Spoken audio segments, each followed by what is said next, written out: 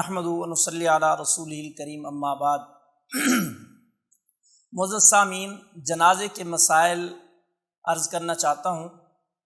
جنازے کے مسائل کا پتہ نہیں ہوتا، میت کو کیا کرنا ہے، جنازے پہ کیسے جانا ہے اور کیسے دفنانا ہے، تو ہم شریعت کے خلاف کام اکثر کرتے رہتے ہیں۔ تو میرے دوستو، سب سے پہلی بات یہ ہے کہ جب آدمی فوت ہو جاتا ہے تو کوئی بھی ناپاک آدمی میت کے قریب نہ جائے، اور اسی طرح وہ عورتیں جو ماہواری میں ہوتی ہیں، ایام خاص میں ہوتی ہیں، ان عورتوں کا آنا بھی میت کے قریب منع ہے۔ اور دوسرا، میت کو نہلانے سے پہلے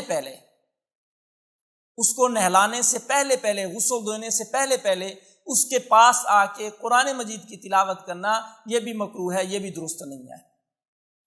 اور دوسری بات، میت کو نہلانے کے بعد، کفن دینے کے بعد اس کے اوپر چادر ڈالی جاتی ہے، اس پہ کلمہ لکھا ہوتا ہے، قل شریف لکھے ہوتے ہیں، وہ درست نہیں ہے، یہ قرآن مجید کی توہین ہے، کلمہ طیبہ کی توہین ہے۔ اس طرح کا کام شریعت میں درست نہیں ہے، نہیں ڈالنی چاہیے۔ اور جب جنازہ اٹھا کے جاتے ہیں، میت کو اٹھا کے جاتے ہیں، تو ایک مسنون طریقہ اٹھانے کا یہ ہے کہ آپ جو چار پئی کا اگلا پایا ہے دایاں، اس کو آپ اپنے کندھے پہ رکھیں اور 10 قدم چلیں۔ پھر پچھلا پایا جو دایاں ہے، پھر اس کو اپنے کندھے پہ رکھیں اور 10 قدم چلیں۔ پھر چار پئی کے بائیں جانب آ جائے اور اگلا پایا جو ہے وہ کندھے پہ رکھیں اور 10 قدم چلیں۔ پھر پچھلا پایا اٹھا کے اپنے کندھے پہ رکھیں اور 10 قدم چلیں۔ اس طرح 40 قدم ہو جائیں گے، اور یہ مسنون ہے۔ اور حدیث کے اندر 40 قدم اس طرح چلنے میں بہت فضیلت آئی ہے۔ اور ایک غلطی ہم یہ کرتے ہیں کہ جنازے کو لے جاتے وقت جو بھی کندھا دینے لگتا ہے تو کہتا ہے اشہد اللہ الہ الا اللہ یا کلمہ شہادت۔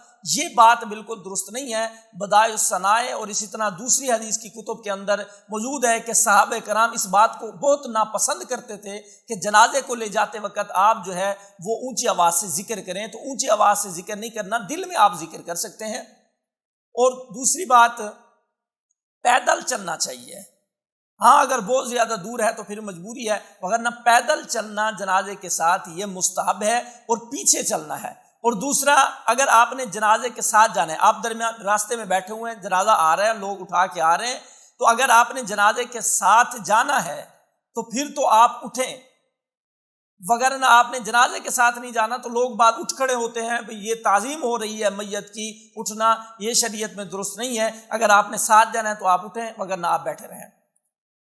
اور تیز قدم چلا جائے، میت کو جب اٹھا کے جا رہے ہوں تو تیز قدم چلیں، اتنا بھی تیز نہ چلیں کہ میت کو حرکت آنے لگ جائے، اور درمیانی چال چلیں، یعنی آہستہ سے تھوڑا زیادہ تیز چلیں۔ اور دوسری بات کہ جب قبرستان میں جاتے ہیں تو وہاں میت کو رکھنے سے پہلے خود بیٹھ جانا، یہ بھی شریعت کے خلاف ہے۔ شریعت یہ کہتی ہے پہلے میت کو رکھا جائے اور پھر خود بیٹھا جائے۔ اور ایک بہت بڑا مسئلہ جو ہے کہ اگر خاوند مر جاتا ہے تو بیوی کے لیے خاوند کو جو مردہ ہے اس کو ہاتھ لگانا بھی جائز ہے، اس کو دیکھنا بھی جائز ہے۔ لیکن اگر بیوی مر جاتی ہے تو پھر خاوند کے لیے دیکھنا تو جائز ہے، لیکن اس کو ہاتھ لگانا بیوی کو یہ شریعت میں درست نہیں ہے۔ اور میت کو جب اتارنا ہے قبر کے اندر، اگر وہ میت مرد ہے تو آپ اتار سکتے ہیں، جو بھی اتارے کوئی بات نہیں۔ لیکن اگر عورت ہے تو پھر یہ چاہیے کہ وہ لوگ اس کو قبر میں اتاریں جن سے اس کا رشتہ نہیں ہو سکتا، یعنی محرم لوگ۔ اور میت کو دفنانے کے بعد، قبر بنانے کے بعد، قبر اندر سے پکی نہیں ہونی چاہیے، اندر سے کچی ہونی چاہیے۔ اور باہر سے ہاں اگر تختے لگانے ہیں تو لگا لیں، لیکن اندر سے بہرحال کچی ہونی چاہیے۔ اور قبر بنانے کے بعد مشکات شریف میں حدیث ہے کہ اس کو میت کے سرانے کی جانب سے، سر کی جانب سے کھڑے ہو کے سورۃ البقرہ کی ابتدائی آیتیں پڑھیں، اولئک علی ھدی من ربہم واولئک ھم المفلحون تک، اور پاؤں کی جانب کھڑے ہو کے جو ہے سورۃ البقرہ کی آخری آیتیں یعنی آمن الرسول سے آخر تک پڑھیں، اور اس کے بعد دعا کرنی ہے۔ ایک بڑی بات جو غلطی ہم کرتے ہیں اور جسے بدعت کہا جاتا ہے کہ ہم دعا کے بعد قبر پہ کھڑے ہو کے اذان دیتے ہیں، یہ کسی صحیح حدیث سے ثابت نہیں ہے، اذان نہیں دینی چاہیے، بس دعا ہو گئی، یہی سنت طریقہ ہے، یہی آپ صلی اللہ علیہ وسلم کی شریعت ہے، یہی دین ہے، آپ دعا کر کے واپس آ جائیں۔ اللہ پاک سے دعا اللہ پاک عمل کی توفیق عطا فرمائے۔ وما علینا الا البلاغ المبین۔